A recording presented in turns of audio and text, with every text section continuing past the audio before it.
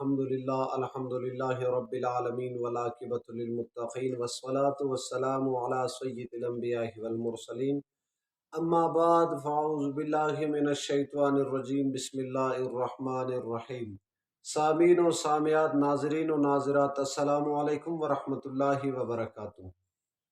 بعض لوگ یہ سوال کرتے ہیں کیا میسج سوشل میڈیا پہ یہ جاری ہے کہ کوئی کہتا ہے کہ جمعۃ الوداع یعنی رمضان شریف کے آخری جمعے پہ عصر کے وقت کوئی 4 رکعت نفل پڑھ لے، حالانکہ ان کا ترتیب بھی لکھا ہوا ہے اس طرح پڑھ لے، کوئی یہ 4 رکعت نفل ادا کرے گا تو رب کریم ان کے 70 سال کے جو گناہ ہیں، جو جتنے فرض نماز قضا ہوئے، رب کریم اسے بخش دے گا۔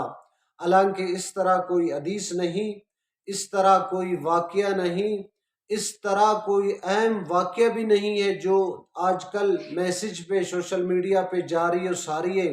حالانکہ حجۃ الوداع کے موقع پر کوئی انسان حجۃ الوداع کے موقع پر عبادت کرے، اس وقت حدیث کے مطابق آتے ہیں ان کے سارے گناہ بخش دیے جاتے ہیں۔ حالانکہ اس وقت بھی فقہا فرماتے ہیں حالانکہ فرض نماز جو انسان سے قضا ہوئے وہ ادا کرنا پڑیں گے، حالانکہ وہاں بھی فرض نماز ادا کرنے پڑیں گے جتنے بھی قضا ہو گئے۔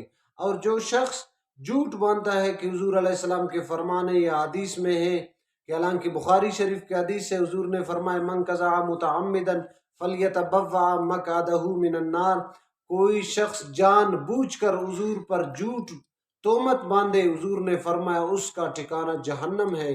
دعائے رب کریم سے ان باتوں پہ ہمیں عمل کرنے کی توفیق عطا فرمائے۔ وآخر دعوانا الحمدللہ۔